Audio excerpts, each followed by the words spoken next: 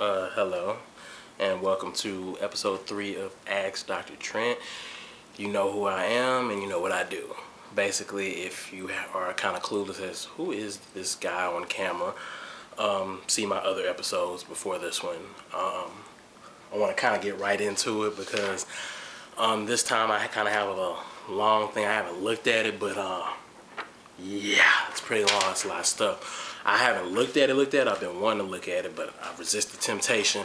I did like you do when you want to look in an envelope and see what's in there, but you're not sure what's in there, so you kind of hold it up to the light, and I can see all this text, so let me get right to it.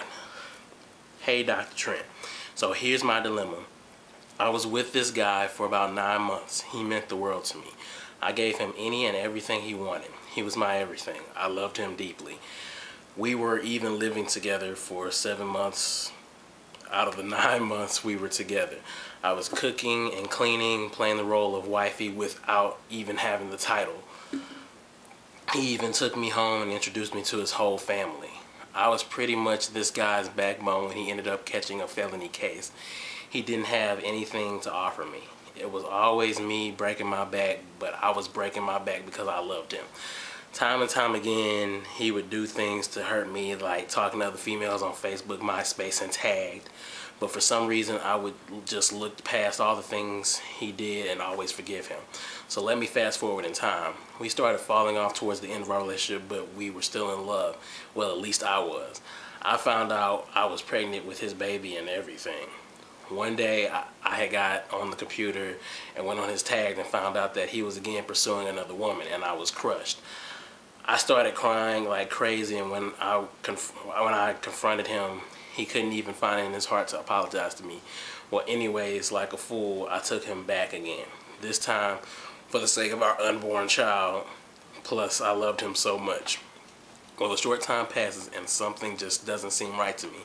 So we started talking, and I asked him what we should do about the baby, and all of a sudden he tells me that we are not ready. I mean, don't get me wrong, I know I'm not ready for a child, but it was our baby. That's why I was for whatever. So then he practically tells me to get rid of our child, and to my surprise, I found out there was another woman. I went on her Facebook, and all of her statuses was talking about how they've done this and that, how they've had sex, how he was the one for her, how she's all in love, and there he was on her page telling her he misses her and shit while he was with me. So I couldn't take that shit. I had to break it off. I was sick of getting hurt and mistreated all the time. I couldn't even cry anymore. Believe me, Dr. Trent, this shit does kill me still to this day. Seriously, it does. It's by the grace of God that I get up every day and move on with life. It's been like 3 weeks since this happened. I guess my real question for you is, why do you think this happened to me? I'm such a beautiful, dedicated, hardworking woman who would do anything to keep her man happy. Why did he treat me so bad when I did everything for him?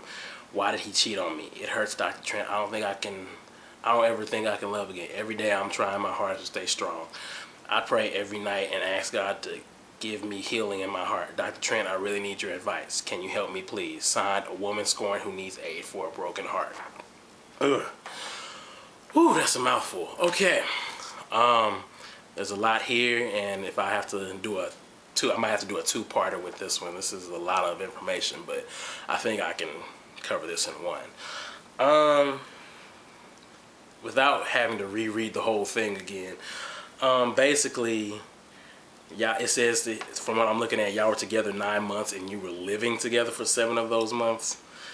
To me, from what I'm reading, it looks like you kind of took everything. Everything was moving quite a bit fast because, number one, this is just my opinion, but I'm one of those people, I'm not really in the school of thought that you should be living with someone you're dating, because for a lot of reasons, but the main one is, what happens if y'all have to break up or something? Someone's gonna be homeless, someone's gotta go, or y'all have the awkward situation of living together even though y'all aren't together, so then that's just awkward.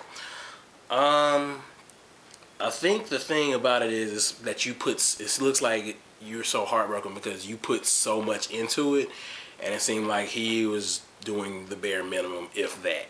You know, if you said that you caught him talking on all these internet things, Facebook, MySpace, etc., and you keep catching him on there, I mean, the first time you caught him, you should have just cut it off right there. The very first time you caught him, that should have been game over, end. For y'all are just dating, you should have just cut the relationship off right there, because if he's doing it now, old habits die hard. I'm not saying people don't change. I'm not saying God doesn't come in people's heart and change them, but nah. If you caught him on Facebook and MySpace and tagged, he was likely to do it again. Let's see. You got on his computer.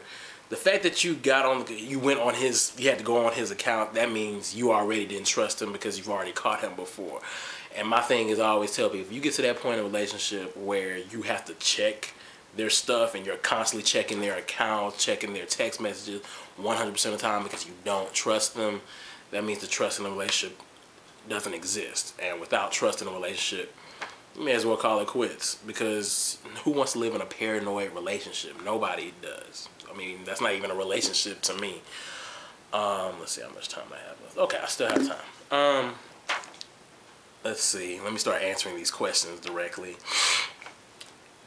Why did he treat me so bad when I did everything for him?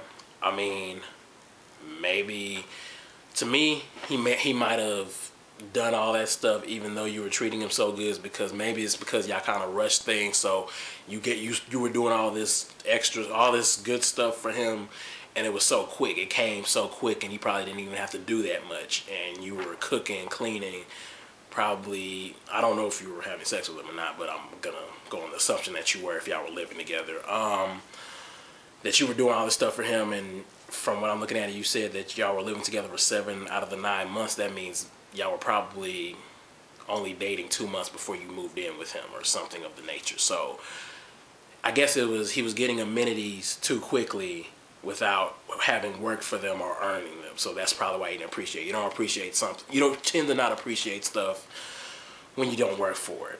That's just anything in life most of the time. If you don't earn it, you don't really just appreciate it. You just kind of like, I got it. I didn't have to do anything for it. It's all good. Why did he cheat on me? I kind of just answered that because I guess he didn't appreciate it because you gave it to him. Maybe you gave him all those benefits too quickly.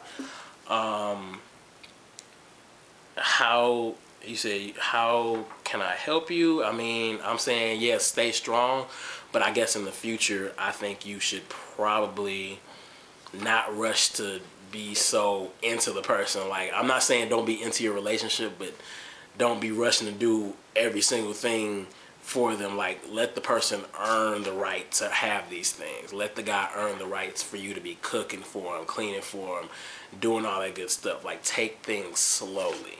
Just gradually take things slowly, and everything should be fine. I mean, my thing was, like I said, as soon as I got to that part about y'all living together, I already kind of felt like it was going downhill. And you said that he, even with you having an unborn child, he still was out there cheating and still out there doing whatever. And I mean, to me, that just shows a blatant disregard. He didn't care, child or no child, he was gonna do him.